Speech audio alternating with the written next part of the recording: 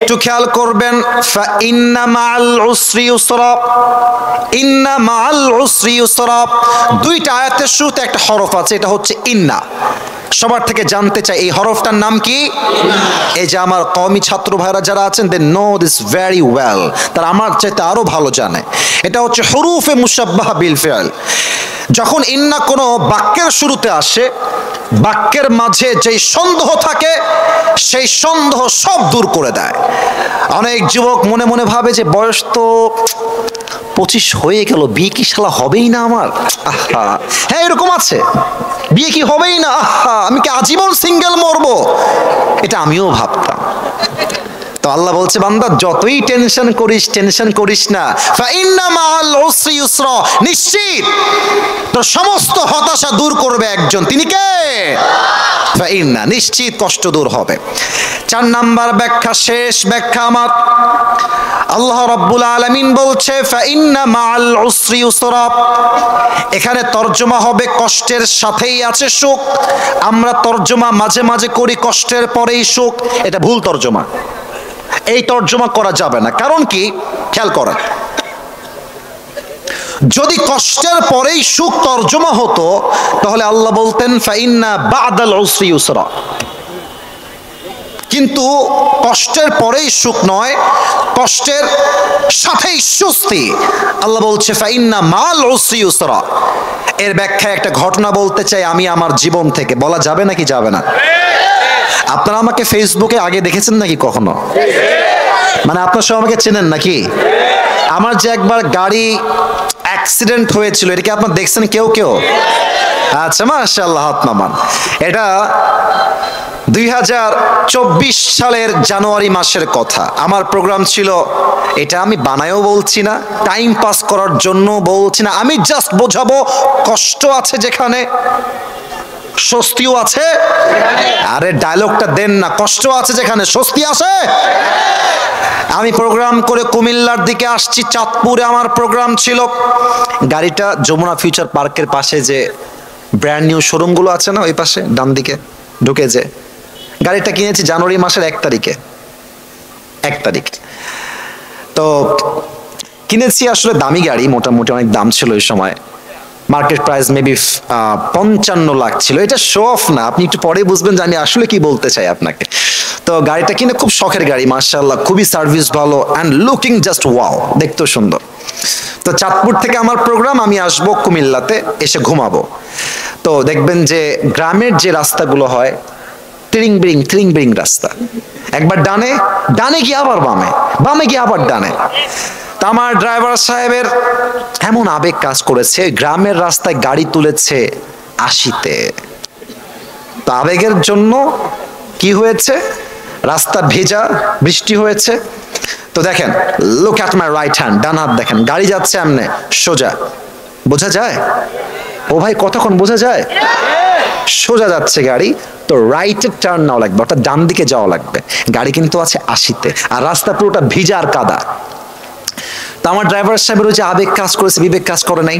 80-তে গাড়ি আছে, তো এই দেখেন, ঠাস করে ইউটার্ন নেওয়ার জন্য গাড়িটা এমনে ঘুরাইছে। গাড়িটা ডান দিকে না গিয়ে সোজা খাদে চলে গিয়েছে। আর খাদে গেছে কেমনে আমি বুঝাই বলি। একবার এমনে উল্টাইছে, আবার উল্টাইছে, থার্ড টাইম আমি বুঝলাম আমি জমিনের পানিতে পড়লাম। আমি তো অলরেডি কালেমা পড়ে ফেলেছি, তখন খুব সিরিয়াস ছিলাম। আসলে সবাই কালেমা পড়েছে, আমরা যারা ছিলাম সবাই মোটামুটি কালেমা পড়ে ফেলেছি। তো গাড়ি যখন নিচে পড়ে গেল, আমি দেখতে পাচ্ছি ভেতর থেকে পানি উঠছে, গাড়ির ভেতরে পানি অলরেডি উঠে গেছে। আমার সামনে যিনি ছিলেন এক গ্লাসে বাড়ি দিয়েছে, এক বাড়িতে গ্লাস ভেঙে গেছে, ও জানলা দিয়ে লাফ দিয়েছে পানির ভেতরে, ওখানে নেমে গেছে ওখানে। আর আমরা ছিলাম 7 জন। গাড়ির এমন জোরে আওয়াজ হয়েছে কুমিল্লাতে, অনেক এলাকার লোক ওখানে চলে আসছে, আশেপাশে সবাই চলে আসছে। কি হলো রে, কে এখানে, বেঁচে আছে কিনা মরে গেল, সবাই দেখতে চলে আসছে। কোনো মতে আমাকে গাড়ির থেকে বের করা হলো। আমি পানির থেকে উপরে উঠলাম। যখন উপরে উঠেছি, গাড়ির দিকে আমি তাকায় দেখলাম যে মাশাআল্লাহ, আমার গাড়ির সামনের দিকে গ্লাস ভেঙে গেছে, ডান দিকে আমার জানালা নাই, নিচে আমার সিট নাই, উপরে আমার ছাদ নাই, গাড়িই নাই, গাড়িই নাই। তো মনটা এত খারাপ লাগলো, ইস রে, কেবল ব্র্যান্ড নিউ গাড়িটা কিনলাম শোরুম থেকে, 7 দিন হলো না, এত কষ্টের টাকা জমিয়ে কিনলাম, শেষ হয়ে গেল। কষ্ট। স্বস্তি কোথায়? এক জায়গায় স্বস্তি আছে যে ইস রে, আরে গাড়ি গেছে যাক না, যেখানে আমার বাঁচার কথা নয় এখানে আমার চুল পরিমাণ কোনো আঘাত আমার গায়ে লাগে নাই। আল্লাহকে বললাম, আল্লাহ গাড়ি যাক, আমি তো বেঁচে আছি, আমার ঠ্যাং তো ভাঙে নাই, আমার হাত তো ভাঙে নাই, এটাই কথা। বেঁচে থাকলে একদিন এই সব গাড়ি নয়, একদিন BMW কিনতে পারবো, ঠিক কিনা বলে? আল্লাহ বলছে, বান্দা কষ্টের পরে সুখ নয়, কষ্ট আছে যেখানে স্বস্তি আছে সেখানে। আচ্ছা, একজন মা যখন গর্ভবতী হয়, পেটের ভেতরে একটা যন্ত্রণা, বলেন তো গাজীপুরের ভাইরা আছে না নাই? আহা, কি যে কষ্ট হয় মায়ের, একমাত্র মাই জানে। বাট মায়ের মাথায় একটা চিন্তা স্বস্তির থাকে যে যত কষ্টই আমার হোক, আমি তো মা ডাকটা শুনবো, আমার সন্তান যখন আমাকে মা ডাক দিবে, সমস্ত কষ্ট আমি এক মুহূর্তেই ভুলে যাব, ঠিক কিনা বলে? আল্লাহ বলছে, বান্দা কষ্টের পরে সুখ নয়, কষ্টের সাথেই রয়েছে স্বস্তি। তবে এই বার্তা সেই মানুষ বুঝবে যার মাঝে আছে 2টা গুণ। সবাই 2 হাত তোলেন, এই যে 2 আঙ্গুল, সবাই আমাকে দেখাবেন। কষ্টের সাথেই আছে স্বস্তি, এটা আমল করতে কয়টা গুণ লাগবে? আপনাদের সকলের শোনার মন আছে তো ইনশাআল্লাহ? হাত নামান, সবাই একটা তাকবীর দেন, নারে তাকবীর। 12টা বেজে গেছে অলরেডি, ওয়াজ 1 ঘন্টা হয়ে গেছে, আরো 10 থেকে 15 মিনিট সময় আমাকে দেওয়া যাবে না ইনশাআল্লাহ? ইনশাআল্লাহ আওয়াজ তো বলছে না, বলেন সবাই ইনশাআল্লাহ। 1 নাম্বার গুণের নাম হচ্ছে ধৈর্য। বলেন সবাই, 1 নাম্বার গুণের নাম কি? ধৈর্য। আমি একটা কথা সবাইকে জিজ্ঞেস করতে চাই, যদি আমার ভুল হয় আপনারা আমাকে ধরিয়ে দিবেন। সাররাবাদ, আমি আমার জায়গা থেকে বলছি, আমার সামনে যতগুলো যুবক এখানে এসেছে, এটা আমার আন্তরিকতার বিশ্বাস, এখানে 90% বেশি যুবক ভাইরা আমরা সবাই মধ্যবিত্ত পরিবারের সন্তান এই মাহফিলে এসেছে। আমি আমার একটা ওয়াজে বলেছিলাম যে মধ্যবিত্ত পরিবারের সন্তান মানেই হচ্ছে এক একটা ব্র্যান্ড। কেন ব্র্যান্ড? সাইকেল দিবেন আমাদেরকে চলবে, বাইক দিবেন চলবে, কার দিবেন চলবে, বলবেন যে কার দিব না, বাইক দিব না, হেঁটে হেঁটে এসো তাও আমার চলবে, কারণ আমি মধ্যবিত্ত পরিবারের সন্তান, ঠিক কিনা? আপনি আমাকে ভাত দিবেন, ডাউল দিবেন, তাও আমার চলবে। আপনি আমাকে ভাত দিবেন, আলু ভর্তা দিবেন, তাও আমার চলবে। আপনি আমাকে ভাত দিবেন, গোস্ত দিবেন, তাও আমার চলবে। আপনি আমাকে 1 প্লেট ভাত দিবেন, আর কিছুই দিবেন না, 1 গ্লাস পানি দিবেন, 1টা মরিচ দিবেন, আমার পান্তা ভাত হলেও চলবে। আপনি বালিশ দিবেন, ঘুমাবো, বালিশ দিবেন না তাও ঘুমাবো। খাট দিবেন, ঘুমাবো, খাট দিবেন না তাও ঘুমাবো। কারণ হলো আমি বড়লোক ঘরের খেয়ে পড়ে বড় হওয়া ব্রয়লার মুরগি না, আমি মধ্যবিত্ত পরিবারের সন্তান। আমি যেমন আরাম করতে পারি, তেমন আমি মাথার ঘাম পায়ে ফেলে কঠোর পরিশ্রম করতে পারি, ঠিক কিনা বলেন? আল্লাহ বলছে কি দেখেন, ইন্নামা ইউওয়াফাস সাবিরুনা আজরাহুম বিগাইরি হিসাব। কিয়ামতের দিন মানুষের মাঝে 2টা দল হবে, ফারিকুন ফিল জান্নাহ ওয়া ফারিকুন ফিস সাঈর। One group will enter in the paradise and another group will enter in the hellfire. এক দল যাবে জান্নাতে, আরেক দল যাবে জাহান্নামে। জান্নাতের কাতার হবে ডান দিকে। গাজীপুরের ভাইরা, জান্নাতের কাতার কি বাম দিকে না ডান দিকে? আল্লাহ বলবে, এই আব্দুর রহমান বের হও, এই আব্দুল্লাহ বের হও, এই আব্দুর রহিম গেট আউট, বের হও, এই কাতার থেকে বাহিরে আসো। আল্লাহ, কেন বের হব? আমরা কি জান্নাত পাবো না? আল্লাহ আল্লাহ বলবে, বান্দা জান্নাত তো পাবা, তবে একটা বিশেষ অফার আছে তোমার জন্য। কেন, কি অফার? আল্লাহ বলবে, আজকে আমি আল্লাহ তোমাকে বিনা হিসাবে জান্নাত দান করব। আল্লাহ, বিনা হিসাব কেন? আমি কি এমন আমল করেছি আল্লাহ? আল্লাহ বলে, বান্দা ওই যে তুমি দুনিয়ার বুকে গরিব ঘরের ছেলে ছিলে, মধ্যবিত্ত পরিবারের ছেলে ছিলে, এত এত কষ্ট তোমার হৃদয়ে চাপা ছিল, বাট কেউ যখন তোমাকে বলতো ভাই তুমি কেমন আছো, তুমি সব ভুলে বলতা ভাই আলহামদুলিল্লাহ, আল্লাহ অনেক ভালো রেখেছে, তুমি ধৈর্যশীল ছিলা। ইন্নামা ইউওয়াফাস সাবিরুনা আজরাহুম বিগাইরি হিসাব, those who observe patient they will be given their reward without measure. Allah বলছে ধৈর্যশীল বান্দাকে আমি আল্লাহ তাআলা বিনা হিসাবে জান্নাত দিব। সুবহানাল্লাহ। কিছু প্রশ্ন করছি, দেখা যাক আপনারা উত্তর করতে পারেন কিনা।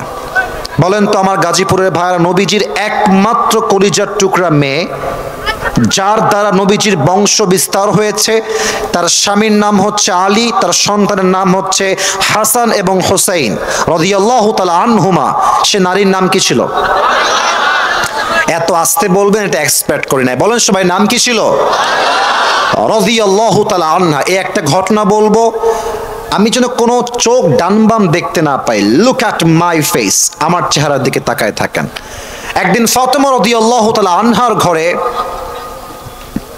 এত অভাব, হাদিসে আসছে 3 দিন যাবত চুলায় আগুন জ্বলে না, ভাত নাই, ডাল নাই, চাল নাই, কিছুই নাই। ফাতেমা রাদিয়াল্লাহু তাআলা আনহা ডাক দিয়ে বলছে, আলী অভাব তো বড্ড চরম পর্যায়ে পৌঁছে গিয়েছে, খাবার দাবার ডাল ভাত কিছুই নাই বাসার ভেতরে, কি করা যায় আমাকে পরামর্শ দাও। আলী বলছে তুমি এক কাজ করো, নবীর কাছে যাও, গিয়ে বলো ইয়া রাসূলুল্লাহ আ'তিনি শাইআন, গিভ আস সাম ফুড, কিছু খাবার দেন, আমরা বড় ক্ষুধার্ত 3 দিন যাবত। যাও বাবার কাছে যাও। দেখেন স্বামী যা বলে বউ তা শুনতে বাধ্য, শুনতে হবে যদি ইসলামী শরিয়াহ অনুযায়ী হয়। বাংলাদেশে সবচাইতে ডিভোর্সের সংখ্যা ঢাকা শহরে বেশি। কারণ কি জানেন, আমি এটা বলে দিই এই সিক্রেটটা, ঢাকা শহরের মেয়েদের ডিমান্ড একটু বেশি, চাই আরো চাই আরো চাই। এক ছেলে মাইন্ড করবেন না, আমার কাছে আসছে, যুবক ছেলে, ভেরি ইয়াং ম্যান, বলছে হুজুর আমি আমার বউকে তালাক দিয়ে দিই, বর্ষ আমি থাকবো না। বুঝে গেছি ওর মাথা খুব গরম। বসো বসো, কি হয়েছে, কি সমস্যা?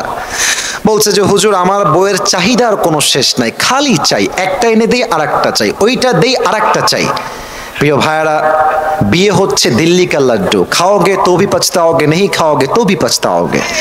তা আমার মনে হয় যে না খাওয়ার চাইতে খেয়ে পস্তানো 1000 গুণ বেশি ভালো যুবক ভাইরা, তাই না? তো আমি বললাম ভাই কেন, কি সমস্যা, আর কি কি বলে বলেন তো দেখি। তো বলছে হুজুর সেদিন আমার কাছে এসেছে, বলছে জান তুমি কি জানো আমার অমুক বান্ধবীর জামাইন থেকে আইফোন 16 প্রো ম্যাক্স দিয়েছে। এর মানে কি, মেয়েটা বলতে চাচ্ছে যে ওর জামাই তোকে দিয়েছে, তুমি আমাকে কবে দিবা? মেয়েদের এই ডিমান্ডের জন্য হাজার হাজার স্বামী ঢাকা শহরে হারাম ইনকাম করতে বাধ্য হয় গাজীপুরের ভাড়া, ঠিক কিনা? ফাতেমার দিকে তাকান, ফাতেমা নবীর কাছে আসছে, এসেই দরজায় নক দিয়েছে। নবীজির স্বভাব, নবী নিজে আসতেন, গেট খুলতেন, ফাতেমাকে নিজেই ঘরে নিয়ে আসতেন। নবীজি গেট খুলেই ফাতেমার চেহারা দেখেই বুঝে গেছেন ফাতেমা ইজ ডিপ্রেসড, সে হতাশ, কোন একটা সমস্যায় সে পড়ে গেছে। নবীজি মেয়ের হাত ধরলেন, চুপ করে ধরে বাসায় নিয়ে খাটের উপরে বসালেন, বললেন মা বলো তোমার কি হয়েছে? ফাতেমা মাথা নিচুর দিকে দিয়ে বলছে আব্বাজান আ'তিনি শাইআন, কিছু খাবার দেন, 3 দিন যাবত বড্ড ক্ষুধার্ত আমরা। নবীজি বুঝে গেছেন আমার মেয়ে ক্ষুধার্ত, ধৈর্যের পরীক্ষা নেওয়া লাগবে। বলছে আচ্ছা মা টেনশন নাই, খাবার দিব, নট আ বিগ ডিল, তবে তোমাকে আমি 2টা অপশন দিব, তুমি কোনটা চুজ করবা, the decision is totally yours, সিদ্ধান্ত তোমার মা। 2টা অপশন শোনো, এক তোমাকে আমি 5টা বকরি দিব, আর হলো তোমাকে আমি 5টা দোয়া শিখাই দিব, which option you want to select, তুমি কোনটা নিতে চাও? ফাতেমা বুঝে গেছে আমার আব্বাজান আমাকে ধৈর্যের পরীক্ষা নিচ্ছেন। বলছে আব্বাজান 5টা বকরির দরকার নাই, 5টা দোয়া শিখাই দিলে আমি ফাতেমা খুশি মনে বাসায় ফিরে যাব। নবীজি বলছেন এই তো আমার মেয়ে ধৈর্যের পরীক্ষায় পাশ করেছে, সুবহানাল্লাহ। আল্লাহর হাবিব দোয়া শেখালেন, আমি আপনাদের সবাইকে শেখাতে চাই। আমি জানি এটা মুখস্থ হবে না, অনেক মিডিয়ার ভাইরা আজকে এসেছে, কাউকে আমি চিনিও না, আপলোড দিয়ে দিবে কালকে, মুখস্থ করে নেবেন। সবাই পড়েন আমার সাথে গাজীপুরের সাউন্ডে, ইয়া আউয়ালাল আউয়ালিন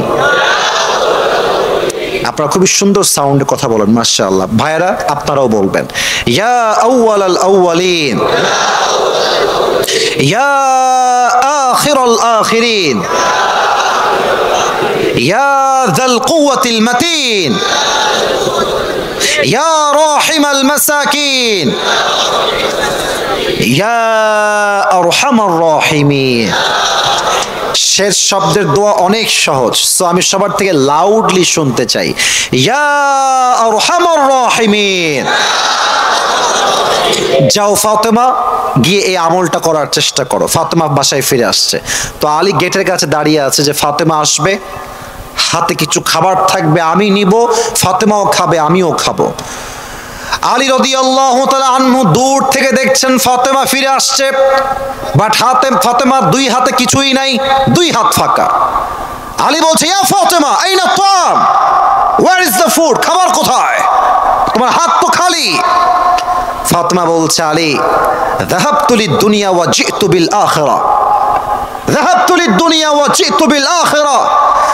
আমি আমার প্রিয় আব্বার কাছে, নবীর কাছে দুনিয়া চাওয়ার জন্য গিয়েছিলাম, তবে আমার আব্বা যেন আমাকে দুনিয়া নয়, দুই হাত ধরে আখিরাত দিয়ে ফেরত পাঠিয়ে দিয়েছে।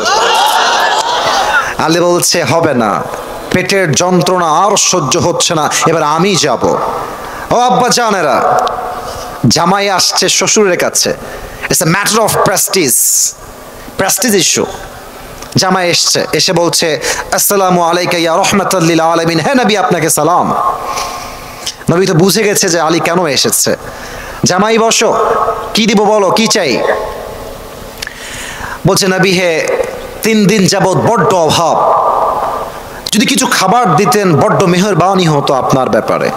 নবীজি বলছে, ঠিক আছে খাবার দিব, তবে দুইটা অপশন তোমাকে দিচ্ছি, তুমি কোনটা নিবা, the decision is totally yours. নবীজি জামাইয়ের সবরের পরীক্ষা নিচ্ছে, বলছে, তোমাকে আমি 5000 বকরি দিব। আগে বলেছিল 5টা, এবার সংখ্যা বেড়ে 5000 বকরি দিব আর 5টা দোয়া দিব। Which option you wanna select, তুমি কোনটা নিতে চাও আলী? আলী বুঝে গেছে আমার শ্বশুর আমাকে ধৈর্যের পরীক্ষা দিচ্ছেন। আলী বলছে, নবী হে 5000 বকরি ইজ মাইনাস, আমাকে আপনি 5টা দোয়া শিখায় দেন। নবীজি আবার সেই 5টা দোয়া আলীকে শিখিয়ে দিলেন। আলী রাদিয়াল্লাহু তাআলা আনহু বাসায় ফিরে আসলেন। ফাতেমা এবং আলী রাদিয়াল্লাহু তাআলা আনহু দুইজন মিলে এই 5 শব্দের দোয়ার আমল করলেন। হাদিসে আসছে, এই 5টা শব্দের দোয়ার আমলের বিনিময়ে আল্লাহ তাআলা তাদের সংসারের সমস্ত অভাবকে গায়েবী খাজানার থেকে দূর করে দিলেন। সুবহানাল্লাহ। অতএব অভাব পরিবারে আসবে, টাকা থাকবে না, ব্যবসা থাকবে না, চাকরি থাকবে না, কিছুই থাকবে না, বাট মাথায় রাখবেন কষ্টের সাথেই আছে স্বস্তি। ধৈর্যের সঙ্গে স্থির থাকেন, আপনার পথ খুলে দিবে একজন। আওয়াজ দিয়ে বলেন সবাই, তিনি কে? 1 নাম্বার হলো ধৈর্যশীল হওয়া জীবনের যে কোনো মুহূর্তে। 2 নাম্বার হচ্ছে আল্লাহর উপরে তাওয়াক্কুল। وَمَن يَتَوَكَّلْ عَلَى اللَّهِ فَهُوَ حَسْبُهُ, whoever trusts in Allah subhanahu wa ta'ala, Allah is sufficient for him. যে ব্যক্তি আল্লাহর উপরে ভরসা করতে পারে, আল্লাহ বলছেন আমি একাই তার জন্য যথেষ্ট হয়ে যাই। সুবহানাল্লাহ। এটা আমার শেষ হাদিস বলছি, এটা বলেই দোয়া করব। তবে একটা প্রবাদ বাক্য আছে, শেষ ভালো যার, আরে ভাই কথা কোন, শেষ ভালো যার সব ভালো তার। এটা আমার শেষ হাদিস। আমাকে গিভ মি জাস্ট 5 মিনিটস, 5টা মিনিট সময় দেন। যদিও বা এটা দেওয়া লাগতো না, যদি আমি বসে না থাকতাম হয়তো 12টার আগেই ওয়াজ শেষ হয়ে যেত। স্যাররা কথা বলেছেন তাই 5 মিনিট সময় চাচ্ছে আপনাদের কাছে। বলেন তো নবীজির মোট স্ত্রী ছিল কয়জন? সবাই জানে, তাও কথা কয় না। কয়জন? সেকেন্ড প্রশ্ন, নবীর প্রথম স্ত্রীর নাম কি ছিল? খাদিজা রাদিয়াল্লাহু তাআলা আনহা। আমি এখন জাস্ট একটা হাদিস বলবো, হাদিসের একটা টাইটেল দিচ্ছি, খাদিজার সঙ্গে নবীজির বিয়ে কেমনে হয়েছিল। That is the title of this হাদিস। শোনেন, খাদিজা ছিলেন এমন একজন নারী যিনি আরবের সবচেয়ে ধনী এবং richest women in Arabic world. তার মতো ধনী মেয়ে আরব বিশ্বে দ্বিতীয় আর কেউ ছিল না। প্রথম স্বামীও মারা গেছে, দ্বিতীয় স্বামীও মারা গেছে, থার্ড হাজবেন্ড সেও মারা গেছে। খাদিজা একদিন রাতের আধারে ঘুমিয়ে থেকে স্বপ্ন দেখছে যে আকাশে একটা চাঁদ উঠেছে, চাঁদের আলোতে পুরো দুনিয়াটাই আলোকিত হয়ে গেছে। উনি চাঁদের দিকে তাকিয়ে অবাক যে চাঁদের আলো এত বেশি হতে পারে। দেখছেন চাঁদটা তাকানোর সাথে সাথেই আকাশ থেকে খাদিজার বুকের দিকে চাঁদটা ভেঙ্গে ভেঙ্গে পড়ছে। আর স্বপ্ন দেখে ঠাস করে ঘুম থেকে উঠে গেছে। কি স্বপ্ন দেখলাম, এটা এর ব্যাখ্যা কি হবে? তার চাচা ছিলেন ওয়ারাকা বিন নাফেল, তিনি ছিলেন স্বপ্নের ব্যাখ্যাবিদ। তার কাছে গেলেন, বললেন যে চাচা, আমি স্বপ্নে দেখলাম আকাশ থেকে চাঁদটা ভেঙে আমার বুকের দিকে পড়ছে, এই স্বপ্নের ব্যাখ্যা কি আমাকে এখনই বলেন। তার চাচা তাওরাত খুললেন, ইনজিল খুললেন, ব্যাখ্যা পড়ে জানলেন যে Khadija, it's a good news for you, it's a good news, তোমার জন্য এক বিশাল সুসংবাদ। কি সুসংবাদ? তার চাচা বলছে শেষ নবী এই জামানার তোমার স্বামী হিসেবে কবুল হতে চলেছে। সুবহানাল্লাহ। অপেক্ষা করো, সেই স্বপ্নের পুরুষ তোমার জীবনে একদিন আসবেই।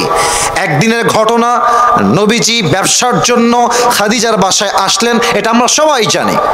খাদিজা দূর থেকে দেখলেন এক যুবক এসেছে, তার চেহারা, তার মুখের চাপদাড়ি, তার ফিজিক্যাল অ্যাট্রাকশন, তার হ্যান্ডসামনেস, তার সৌন্দর্য, তার ব্যক্তিত্ব, খাদিজা দেখেই বুঝে গেছে এটাই হবে শেষ নবী। সুবহানাল্লাহ পড়বেন না আপনারা সবাই? কিন্তু আমাদের যুবকদের লজ্জা শরম একটু কম, তাই আমরা প্রস্তাব চাইলে দিতে পারি, বাট মেয়ে মানুষের লজ্জা একটু বেশি, ওরা চাইলেই বিয়ের প্রস্তাবটা সহজে দিতে পারে না। তো খাদিজা প্রস্তাব দিবে কেমনে প্ল্যান করলেন, একটা ছোট্ট প্ল্যান।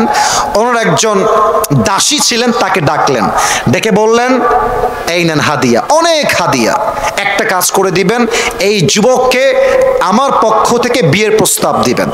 তো মুরব্বীদের বুদ্ধি একটু বেশি হয়, মহিলার বয়স ভালো ছিল, সে বলল খাদিজা আজকে নয়, ব্যবসা করে ফিরে আসুক, নেক্সট টাইম প্রস্তাব দেওয়া যাবে। পরের কথা, এবার খাদিজার দাসী নবীর ঘরে আসছে। এই যুবক ভাইরা মন দাও, মাত্র 3 মিনিট বাকি আমার বলার জন্য, 3 মিনিটে শেষ করার ট্রাই করছি। নবীর ঘরে খাদিজার দাসী আসছে, এসে সালাম কালাম দিয়ে কথা বলছে, very normally conversation they are making. তো কি বলছে? বলছে আচ্ছা মুহাম্মদ, সবই বুঝলাম, তোমার কথাবার্তা সব ঠিকঠাক আছে, তো তোমাকে একটা প্রশ্ন করবো, রাগ করো না তুমি আমার প্রশ্নের জন্য। বলেন কি প্রশ্ন বলেন। বলছে আচ্ছা তোমার বয়স তো মাশাআল্লাহ, ইউ আর 25 ইয়ার্স ওল্ড, 25 বছর তোমার বয়স, তাগড়া যুবক তুমি, ব্যবসায়ও হাত দিয়ে ফেলেছো অলরেডি, তো তুমি বিয়ে করো না কেন? কি কারণটা কি আমাকে কিছু বলা যাবে? নবীজি যে উত্তর দিয়েছেন এটা হাজার হাজার যুবকদের মনের উত্তর। নবীজি বলছেন বিয়ে তো আমি করতে চাই, বাট আমার কাছে এটা নাই, নাই, টাকা নাই। তো যার কাছে টাকা নাই তার কাছে মেয়ে বিয়ে দিবে কোথায়, কে দিবে? এবার তার দাসী ছিল খুব চালাক, বলছে আরে টাকার চিন্তা তোমার, আরে it's not a big deal, আমার কাছে এমন একজন মেয়ে আছে যেই মেয়েকে বিয়ে করলে তোমার মোহর দেওয়া লাগবে না, খাবার দেওয়া লাগবে না, বাড়ি দেওয়া লাগবে না, পোশাক দেওয়া লাগবে না, বরং সেই মেয়েকে কবুল করে বিয়ে করলে তোমাকে সেই মেয়ে তোমার সবকিছু অ্যারেঞ্জমেন্ট করে দিবে। সুবহানাল্লাহ পড়বেন না আপনারা? তো নবীজি রিয়াকশন দেখেন, আমার চশমাটা একটু খুলি, নবীজি এমনি মানে was very shocked, you know, এমন মেয়ে কি আদৌ আছে? কোথায় পাবো এমন মেয়ের সন্ধান? মাসমুহা, সেই মেয়ের নাম কি আমাকে বলেন। তো সে বলছে ইসমুহা খাদিজা, তার নাম হলো খাদিজা, তুমি কি বিয়ে করবা? তো অবাক করার বিষয় হচ্ছে নবীজি আগের থেকেই খাদিজা রাদিয়াল্লাহু তাআলা আনহাকে মনে প্রাণে পছন্দ করতেন, তবে it's a matter of money, matter of money. মনে রাখবেন, বড়লোক ঘরের ছেলে গরিব ঘরের মেয়েকে বিয়ে করে, বাট বড়লোক ঘরের মেয়ে কখনো গরিব ঘরের ছেলেকে বিয়ে করে না। তো নবীজি ভাবছে প্রস্তাব দিব কেমনে, আমি তো গরিব ঘরের ছেলে। তো প্রস্তাব খাদিজার পক্ষ থেকে আগে আসছে। তো নবীজি বলছে আপনি যান, আমি কালকে আমার চাচা আবু তালেবকে নিয়ে বাসায় আসবো, ওখানে ফাইনাল ডিসিশন আমরা মেক করব। তো দাসী চলে আসছে, তারপরের দিন নবীজি চাচাকে নিয়ে গিয়েছেন খাদিজার বাসায়। তো আবু তালেব বলছে খাদিজা আপনি কি শিওর, আর ইউ 100% কনফার্ম? যে আপনি তাকে বিয়ে করবেন, মুহাম্মদকে বিয়ে করবেন? বলছে ইয়েস, আই এম 100% কনফার্ম যে আমি তাকে স্বামী হিসেবে পেতে চাই। তো এবার আবু তালেব বলছে খাদিজা, আমরা প্রস্তাবে রাজি আছি, তবে একটা কথা বলতে চাই, আমার ভাতিজার কাছে টাকা পয়সা কিছু নাই, বাড়ি গাড়ি কিছু নাই, তবে এতটুকু বলবো, আমার ভাতিজার মতো আদর্শবান চরিত্রবান এই তল্লাটে দ্বিতীয় আর কেউ নাই যুবক ভাড়া, ঠিক কিনা বলে? খাদিজা বলছে আমার এটাই দরকার, টাকার দরকার আমার নাই। মায়েরা বুঝে নিয়েন কথাটা, মায়েরা বোনেরা বুঝে নিয়েন কথাটা। খাদিজা বলছে আমার টাকা পয়সা লাগবে না, চরিত্র হলেই আমার চলবে। তো কি করা যায়, এখন বিয়ে হবে। এখন আবু তালেব বলছে খাদিজা, আমরা আপনাকে কি মোহর দিব? মোহর তো আমাদের কাছে দেওয়ার মতো কিছু নাই, আমরা গরিব ঘরের ছেলে, তবে একটা মোহর দিব আপনাকে, 20টা উট মোহর হিসেবে দিব। বলছে ঠিক আছে, যা দিবেন তাতেই আমি খুশি। 20টা উট মোহর দেওয়া হলো, বিয়ে হয়ে গেল। এখন বিয়ের পরে মেহমান আসছে, বর পক্ষ কনে পক্ষ, কিছু খাওয়া দাওয়ার আয়োজন করার দরকার আছে না? বলছে না, খাওয়া দাওয়ার দরকার একটু আছে না ভাইরা, বলেন একটু অলিমার দরকার। তো খাদিজার মন কত বড়। খাদিজা বলছে যেহেতু আমার স্বামী গরিব ঘরের ছেলে, আপনারা আমার 20টা উট যে মোহর হিসেবে দিয়েছেন, এই 20টা উট মেহমানদের জন্য, মেহমানদারি করার জন্য আল্লাহর রাস্তায় জবাই করে দেন, সুবহানাল্লাহ। এবার বিয়ে হয়ে গেল, আকদ সম্পূর্ণ হয়ে গেল, বাসর রাত। খাদিজা বাসর রাতে আগেই বসে আছেন, নবীজি বাসর ঘরে এন্ট্রি নিয়েছেন, প্রবেশ করেছেন। হাদিসের শেষাংশে আমি আছি, এটাই শেষাংশ। নবীজি এসে খাদিজার পাশে বসেছে। তো নবীজি একটু নার্ভাস, মানে প্রথম বিয়ে হলে যা হয় আর কি, হ্যাঁ, বাসরাতে সবাই নার্ভাস ফিল করে, নবীজিও নার্ভাস। তো নবীজি চুপচাপ বসে আছে, খাদিজাও চুপচাপ বসে আছে। তো খাদিজা যেহেতু আগের থেকে একটু অভিজ্ঞ মানুষ, নবীর চাইতে একটু বেশি, তো খাদিজা নিজের থেকেই বলছে আচ্ছা আপনি কি জানেন যে আমি আপনাকে স্বামী হিসেবে কেমনে পেয়েছি? আপনি কি জানেন এটা? নবীজি বলছেন না, তা তো আমি জানি না, আপনি কেমনে পেয়েছেন তো আপনি জানবেন, আমি কেমনে জানবো আপনার ঘটনা? তো খাদিজা বলতে শোনেন তাহলে আমার ঘটনা। আমি যখন প্রথমবার বিয়ে করলাম, প্রথম বিয়েতে আমার এক সন্তান হলো, স্বামী আমাকে সন্তান রেখে দুনিয়ার থেকে বিদায় নিলেন। দ্বিতীয়বার বিয়ে করলাম, সন্তান হলো, তার নাম হলো হিন্দ, স্বামী মরে গেলেন, সন্তান থেকে গেল। থার্ড টাইম আবার বিয়ে করলাম, হতাশা সব কাটিয়ে আবার বিয়ে করলাম, সেই স্বামীও মারা গেল। পরে আমি নিয়ত করলাম আমার ভরসা আল্লাহর উপরে, আমার রব একদিন না একদিন আমাকে উত্তম জীবন সঙ্গী আজীবনের জন্য দান করবেন করবেন করবেন ইনশাআল্লাহ। এটা আমার ভরসা, তাওয়াক্কুল ছিল। এবং এই তাওয়াক্কুলকে আমি সামনে রেখে কোনো দিন কোনো পরপুরুষের সঙ্গে হারামে জড়ায় নাই, কখনো কোনো পরপুরুষের দিকে চোখ তুলে তাকায় নাই, কখনো আমি আমার ব্রেইনে খারাপ হারাম কোনো অশ্লীল চিন্তা আনি নাই। আমি আমার ভরসা আল্লাহর উপর রেখেছি। আমার মতো একজন নারীকে আল্লাহ তাআলা আপনার মতো চরিত্রবান যুবকের প্রথম স্ত্রী হিসেবে কবুল করে নিয়েছে। তাহলে কি বুঝলা?